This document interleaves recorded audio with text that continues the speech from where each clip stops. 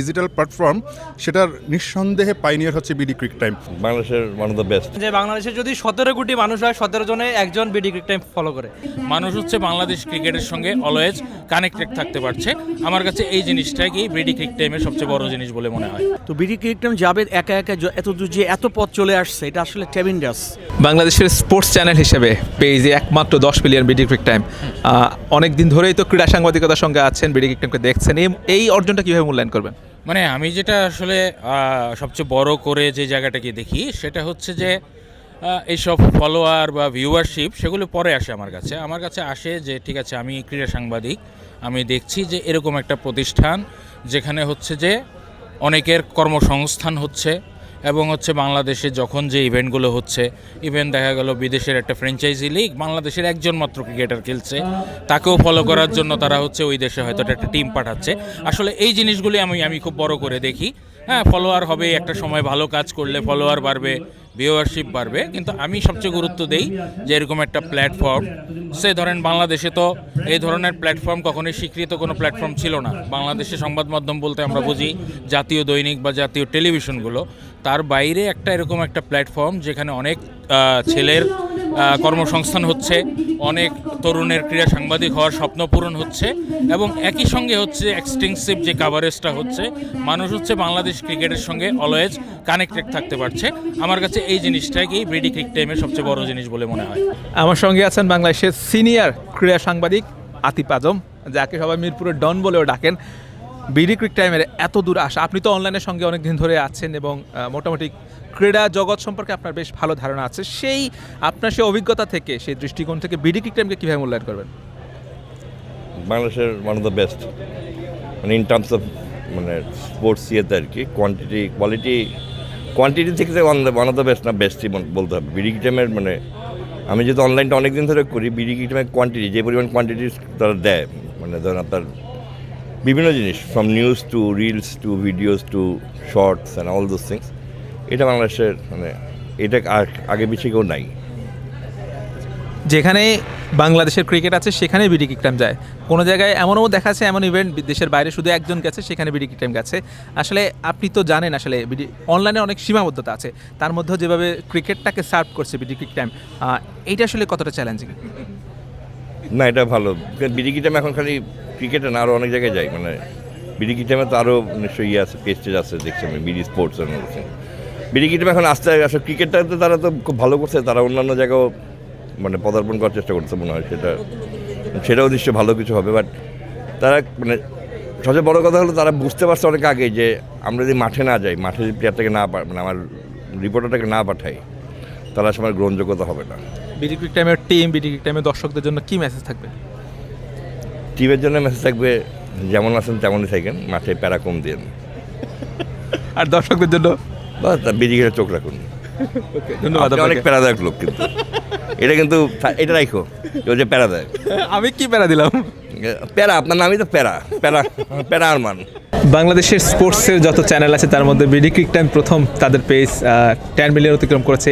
এটা কীভাবে দেখছেন? না, এটা congratulation to BD cric time. এবং পার্টিকুলারলি আমি শুরু থেকে আমি দেখছি যে জাভেদ কীভাবে এটার পেছনে মানে শ্রম দিছে। ইনফ্যাক্ট এভরিওয়ান, ইমরান সহ সবাই যেভাবে এটার পেছনে শ্রমটা দিছে। সো পার্টিকুলারলি আমরা যদিও যেমন ক্রিক ফ্রেন্ডজি বিডি ক্রিক টাইম আমরা মাঝে মাঝে ভাবি যে আমরা, অনেকে বাইরে থেকে ভাবতে পারে যে আমরা প্রতিদ্বন্দ্বী, কিন্তু ব্যাপারটা হচ্ছে আমরা উই অল ওয়ার্ক টুগেদার এবং আমাদের পথ চলাটা আসলে একসাথে। সো এটা অবশ্যই আমাদেরকে ইন্সপায়ার করবে যে মানে ডেফিনেটলি শুধুমাত্র ক্রিকেট দিয়ে 10 মিলিয়ন ইজ টেকনিক্যালি টাফ।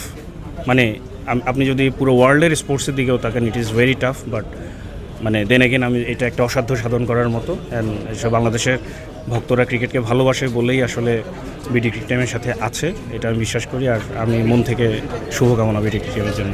শুধু ক্রিকেট নিয়ে কাজ করা এটা একটু বেশি চ্যালেঞ্জ কিনা? যেহেতু আপনি একটা হাউস পরিচালনা করেন, সব মিলে অনেক লোক আপনার আন্ডারে থাকে, অনেক বিষয় এসে থাকে, একটু বেশি চ্যালেঞ্জ কিনা? অফকোর্স এটা একটু চ্যালেঞ্জিং। এটা এই জন্য চ্যালেঞ্জিং কারণ আমাদের নিচটা একদম মানে ছোট।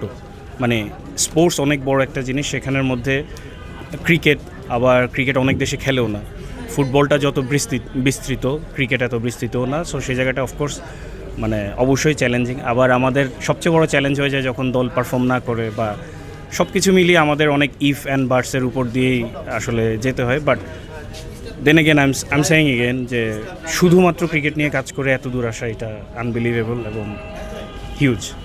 সবশেষে বিডি ক্রিক টাইমের যারা কাজ করেন, দর্শক শুভাকাঙ্ক্ষী, তাদের জন্য কি বলবেন? না আমি বিডি ক্রিক টাইমে যারা ফলোয়ার আছেন, আপনাদের সবার প্রচেষ্টায় বিডি ক্রিক টাইমকে ভালোবাসেন বলেই আসলে বিডি ক্রিক টাইমের এই অর্জন। সো আপনাদের সবার জন্য শুভকামনা, বিডি ক্রিক টাইমের জন্য শুভকামনা। আমরা আশা করি যে 20 মিলিয়নেও আমরা আবার এক হতে পারবো ইনশাআল্লাহ। ধন্যবাদ আপনাকে বিডি ক্রিক টাইমে সময় দেওয়ার জন্য। আমরা আশা রাখছি যে ক্রিক ফ্যানজিও একদিন খুব শীঘ্রই 10 মিলিয়ন অতিক্রম করবে। ধন্যবাদ। বিডি ক্রিক টাইম একদম শুরু থেকে আপনি দেখছেন বলতে কি, বিডি ক্রিক টাইমের অনেকটা বিডি ক্রিক টাইমের সঙ্গীও আপনি। এই যে আজকে 10 মিলিয়ন ফলোয়ার অতিক্রম করলো, কেমন লাগছে বা কীভাবে মূল্যায়ন করবেন এই সাফল্যটা? আসলে সত্যি কথা বলতে হলে বিডি ক্রিক টাইমে জাবেদ যেটা করেছে সেটা আমিও নিজের থেকে মনে করি এটা আমারও বিডি ক্রিক টাইম। তো বিডি ক্রিক টাইম জাবেদ একা এত দূর যে এত পথ চলে আসছে, এটা আসলে ট্রেমেন্ডাস। এটা আসলেই অকল্পনীয় আমার কাছে মনে হয়েছে। জাবেদের ওই ক্যাপাবিলিটি আছে দেখে আজকে বিডি ক্রিক টাইম এত দূর আসতে পারছে এবং আশা করি উত্তর আর অনেক দূর যাবে। আমি অলওয়েজ বিডি ক্রিক টাইমকে সাপোর্ট। না তা তো অবশ্যই, আমরা খুবই এক্সপেক্ট করি যে বিডি ক্রিক টাইম, ক্রিকেট যেখানে থাকবে বিডি ক্রিক টাইমও সেখানে থাকবে, এবং এটা আমরা অনেক আগে থেকে দেখে আসছি। এবং আমি বলবো যে ডিজিটাল প্ল্যাটফর্ম সেটার নিঃসন্দেহে পাইনিয়ার হচ্ছে বিডি ক্রিক টাইম, কারণ তারাই আসলে এটা শুরু করেছিল, সবাইকে পথ দেখিয়েছিল। এখন হয়তো বা অনেক অনলাইন আছে, আমরা যারা টেলিভিশনে কাজ করি আমাদেরও অনলাইন প্ল্যাটফর্মটা তৈরি হয়েছে, বাট সেটা নিশ্চয়ই বিডি ক্রিক টাইমের পরে, এবং বিডি ক্রিক টাইমটা হয়তো বা এখানটায় পাইনিয়ার হিসেবে কাজ করেছে যারা এখন আসছে। এবং সবসময় ক্রিকেটটা যেখানে থাকে, ইভেন ক্রিকেটারদের জীবন কিভাবে চলে বা মিরপুরের হোম অফ ক্রিকেটে কি হয় বা ক্রিকেটটা যেখানেই থাকুক না কেন বাংলাদেশের ক্রিকেটাররা কি করছে, সব কিছু আমার কাছে মনে হয় যারা ক্রিকেটের ফলোয়ার তারা বিডি ক্রিক টাইম থেকে দেখতে পায়। এবং আজকে যখন 10 মিলিয়ন ফলোয়ারের যে সেলিব্রেশনটা হচ্ছে, আমার কাছে মনে হয় খুব বেশি দিন লাগবে না যখন কিনা হয়তো বা আমরা 20 মিলিয়ন দেখবো, একটা সময় হয়তো বা 100 মিলিয়নও দেখতে পারবো। এবং সেটা খুব সম্ভবত দর্শকদের যে ভালোবাসাটা এখন আপনাদের প্রতি রয়েছে সেটা আরও বেশি দিনে দিনে বাড়বে। এবং যখন আপনারা এরকম আরও বড় পরিবার হবেন, তখন নিশ্চয়ই আপনাদের পরিপক্কতা যতটুকু এখন এসেছে আমার কাছে মনে হয় তখন এটা শুধু বাংলাদেশ না, বাংলাদেশের বাইরেও ছড়িয়ে যাবে। একটা সময় বিশ্বের ক্রিকেটের অন্যতম একটা বড় অনলাইন প্ল্যাটফর্ম বা আসলে ডিজিটাল প্ল্যাটফর্ম হবে বিডি ক্রিক টাইম, এটা আসলে প্রত্যাশা করতেই পারি। আপনি একটা অনলাইনের সাথে যুক্ত আছেন। বিডি ক্রিক টাইম বাংলাদেশের প্রথম ক্রিকেট অনলাইন পোর্টাল এবং 10 মিলিয়ন অতিক্রম করেছে। এই গোটা জার্নিটা আপনি একদম কাছ থেকে দেখেছেন, এই অর্জনটাকে কীভাবে মূল্যায়ন করবেন? এটা অভাবনীয়।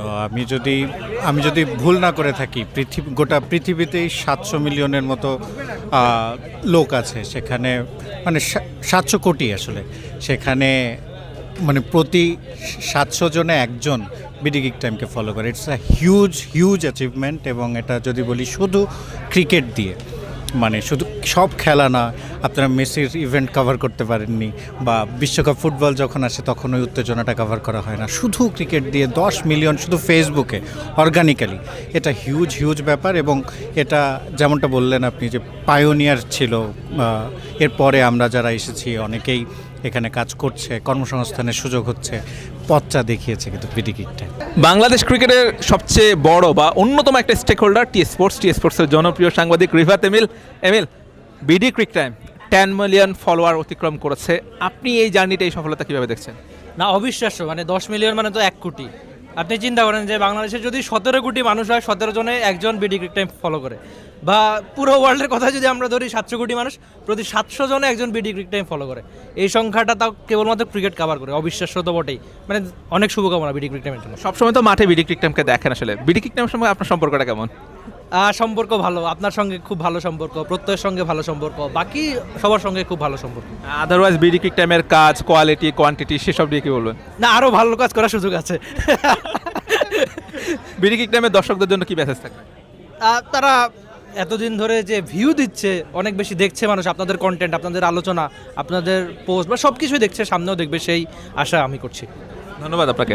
অনেক বছর ধরে ক্রীড়া সাংবাদিকতার সঙ্গে আছেন, বিডি ক্রিক টাইম একদম শুরু থেকে আপনি ফলো করছেন এবং বিডি ক্রিক টাইমের সময় একসময় সম্পৃক্ত ছিলেন। বিডি ক্রিক টাইমের 10 মিলিয়ন এই অর্জনটা কীভাবে দেখছেন? আলহামদুলিল্লাহ, এটা খুবই বড় অর্জন। একটা প্ল্যাটফর্মের যেটা হচ্ছে অনলাইন, একটা সময় দেখা যেত অনলাইনগুলোকে কেউ ওইভাবে দাম দিতে চাইতো না, কিন্তু এখন সেই অনলাইনগুলো হচ্ছে যে একটা নিজেদের জায়গা তৈরি করে নিয়েছে, একটা আলাদা মর্যাদা তৈরি করে নিয়েছে। এবং এই যে 10 মিলিয়ন, এটা বলবো মানুষের ভালোবাসা, মানুষ যে অনলাইনগুলোকে একটা জায়গা করে দিয়েছে, এটা হচ্ছে অনেক বড় পাওয়া।